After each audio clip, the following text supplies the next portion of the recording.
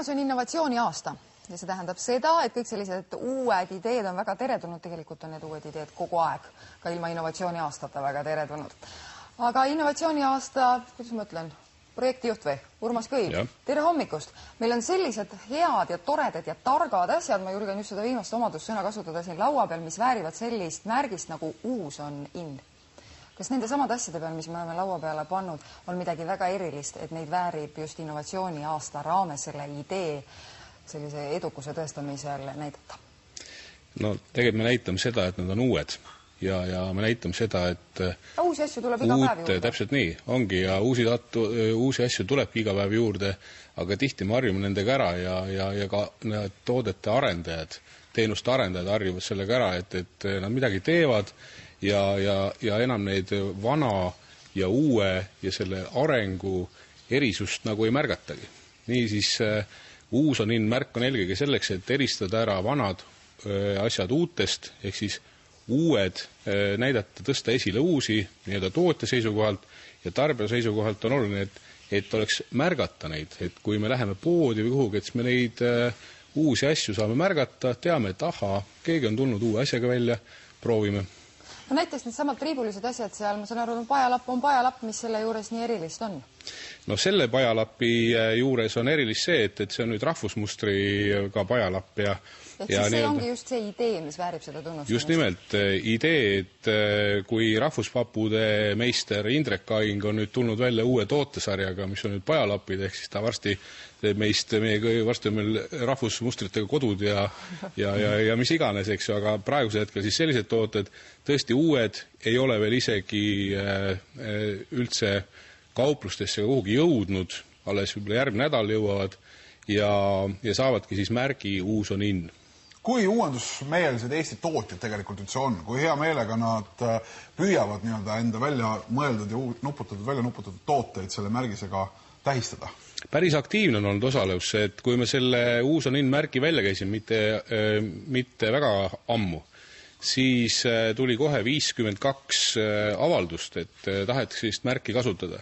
Kusjuures sugugi kõik ei ole ainult tooted, vaid on väga palju ka näiteks teenuseid ja isegi näiteks Linnar Viigi innovatsiooni meistriklass, mis on selline koolitus, ka nemad taotlesid uus on in märki, sest see on selline omanäoline uus ainulaadne koolitus.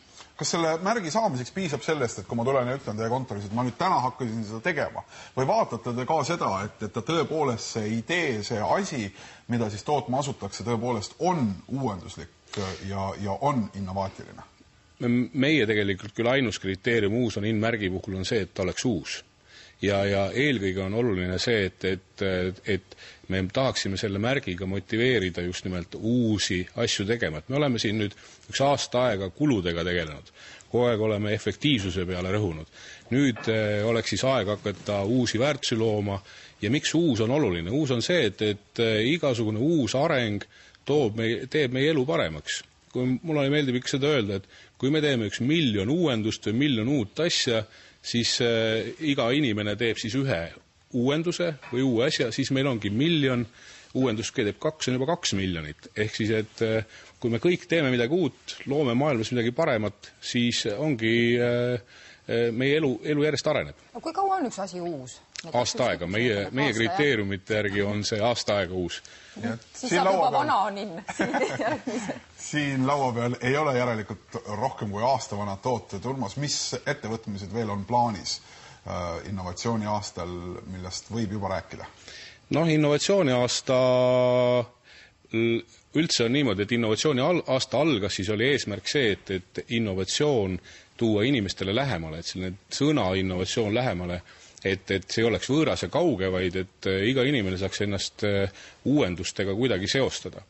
Ja siis me tegimegi selle nii-öelda sellise kampaania, kus me nagu kaasasime inimesi ja lõime sellele innovatsiooni sõnale sellise toreda maine või et kõik nagu räägivad. Nüüd on meil siis hästi palju selliseid erinevaid üritusi, kus kõik väiksemates gruppides arutavad nagu enda kontekstis, mis see innovatsioon on, kuidas nad seda kasutada saavad ja innovatsiooni aasta selliseks suursündmuseks kindlasti on siis innovatsiooni aastakonverents, kus praeguse hetkel on oodata umbes 700-800 osalejat ja mulle tundub, et täna innovatsioon on in.